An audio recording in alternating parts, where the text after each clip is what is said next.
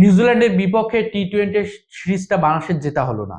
প্রথম ম্যাচটা যখন বাংলাদেশ নিউজিল্যান্ডকে পরাজিত করে, তারপরে যখন লিডে থাকে বাংলাদেশ, দ্বিতীয় ম্যাচটা যখন পরিত্যক্ত হয়, তৃতীয় ম্যাচটা আবারও বৃষ্টি হওয়ার সম্ভাবনা, বৃষ্টি বিঘ্নিত একটা ম্যাচ, যে ম্যাচটাতে নিউজিল্যান্ড বাংলাদেশকে প্রথমে ব্যাটিংয়ে পাঠায়, যে ম্যাচটা টচের আগ মুহূর্ত পর্যন্ত বোঝা যাচ্ছিল যে আকাশের অবস্থা ভালো না, মেঘাচ্ছন্ন, বৃষ্টি হওয়ার সম্ভাবনা অনেক বেশি। সেই ম্যাচটাতে আপনি কি ধরনের ব্যাটিং অ্যাপ্রোচটা দেখাবেন, সেই ম্যাচটাতে কি ধরনের ক্যালকুলেটিভ ক্রিকেটটা খেলবেন, সেই ম্যাচটাতে আপনার অবশ্যই একটা ইন্টেনশন থাকবে যত দ্রুত রান তোলা যায়, যেহেতু বৃষ্টি হওয়ার একটা সমূহ সম্ভাবনা আছে। সেই ম্যাচটাতে বাংলাদেশের ব্যাটাররা সেই ক্যালকুলেটিভ ক্রিকেটটা যেন খেলতে পারলো না, এবং সেটা বরাবরই পারে না, এটা বাংলাদেশের ধারাবাহিক ক্রিকেটের একটা চিত্র।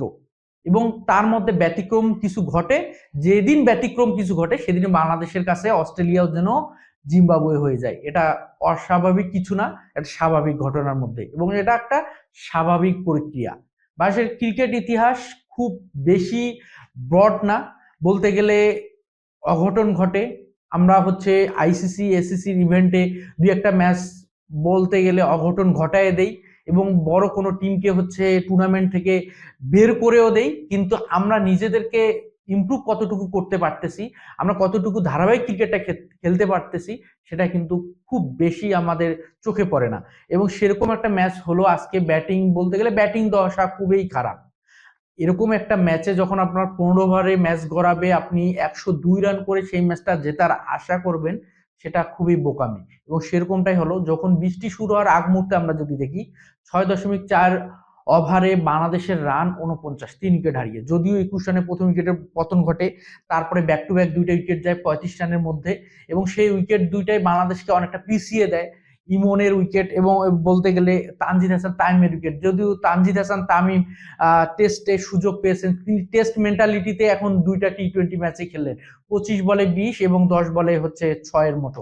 তো টি-20 মেন্টালিটি তার মাঝে এখন নেই, টেস্ট মেন্টালিটিতে তিনি কনভার্ট হয়ে গেছেন। তো এরকম ইনিংস খেলে টি-20তে টিকে থাকাও কিন্তু অনেকটা চ্যালেঞ্জ, যদিও আমরা তাইমের এই দুইটা ইনিংস দিয়ে বিচার করব না, যেহেতু তাইম বরাবরই টি-20তে ভালো ব্যাটিং করতে পারেন, অ্যাগ্রেসিভ ব্যাটিং করতে পারেন, আক্রমণাত্মক ব্যাটিং করতে পারেন। তো সব দিক বিবেচনা করে বাংলাদেশ যখন প্রথম বৃষ্টির আগে প্রথম পাওয়ার প্লেতে 43 রান, প্রথম 6.4 ওভারে বৃষ্টির আগে 49 রান, যখন ম্যাচটা 15 ওভার ডিসাইডেড হলো, এবং এই ম্যাচটাও যখন সিরিজ ডিসাইডার, তখন আপনার শেষ 8.2 ওভারে বাংলাদেশ 7 উইকেট হাতে রেখে কত রান তুলতে পারে। এরকম একটা ম্যাচে আপনার অবশ্যই টার্গেট ভালো দিতে হবে, যেহেতু 15 ওভারে একটা ভালো একটা হেলদি রান আপনাকে দাঁড় করাতে হবে। সেখানে বাংলাদেশ শেষ 8.2 ওভারে রান তুললো মাত্র 53, 7 উইকেট হারিয়ে। এবং সবচেয়ে অবিশ্বাস্য ঘটনা, যে শেষ 17 বলে বাংলাদেশ যে খেলেছে, 17 বলে 6 উইকেট হারিয়েছে, যার মধ্যে আপনি 6টা উইকেট হারিয়েছে এত দ্রুত, সেখানেই বাংলাদেশ ফল ডাউন করেছে উইকেটগুলো দ্রুত, এবং বাংলাদেশ রান তুলতে পারেনি। আপনি যদি দেখেন ট্যালেন্টার ধরতে গেলে শরীফুল এবং রিপন মন্ডল বাদে বাকি 4 জনে মূল ব্যাটার, শামীম হোসেন পাটোয়ারি, রিশাদ হোসেন, সাইফুদ্দিন এবং মাহেদী, এই 4 জন ব্যাটার যখন উইকেটে শেষের দিকে, এখানে আপনার এক্সপেকটেশনটা অবশ্যই বেশি থাকবে। সেখানে কোনো ফিনিশিং করতে পারলেন না, শামীমরা সেই ক্রিকেটটা খেলতে পারলেন না, ক্যালকুলেটিভ ক্রিকেটটা, এবং বাংলাদেশ 102 রান করলো। 103 রান যখন টার্গেট, তখন নিউজিল্যান্ড কিন্তু প্রথমের দিকে দারুণভাবে ভেঙে পড়েছিল।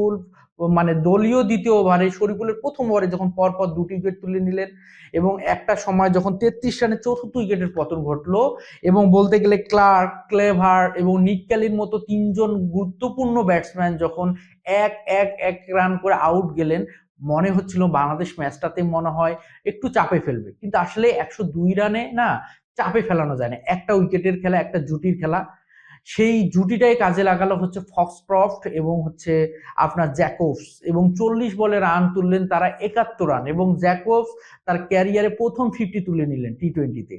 31 বলে যে 60 রানের 61 রানের যে দুর্দান্ত ইনিংসটা খেললেন, সেটাতেই নিউজিল্যান্ডের জয়টা তিনি নিশ্চিত করলেন। নিউজিল্যান্ড 6 উইকেট, আর কোনো উইকেট হারায়নি, 6 উইকেটে জয় তুলে নিল। এখানে পরবর্তীতে বলাররা সেরকম কোনো চাপে ফেলতে পারেনি, যদিও মেহেদী একটা জ্যাকবসের ক্যাচ মিস করেছে। কিন্তু আসলে পুরো ম্যাচটায় যদি আমরা ব্যর্থতার দিক চিন্তা করি, পুরো ম্যাচটা যদি হারার কারণটা বের করি, ব্যাটিং ব্যর্থতা, এর বাইরে কোনো অপশন নাই। বাংলাদেশ এরকম ম্যাচগুলোতে বাংলাদেশ জয়ের রেকর্ড মানে জয়টা তুলে নিতে পারে না একমাত্র ব্যাটিং ব্যর্থতার কারণে। মানে ফিনিশিং এর একটা বড় ধরনের ঘাটতি আমরা দেখতে পাই।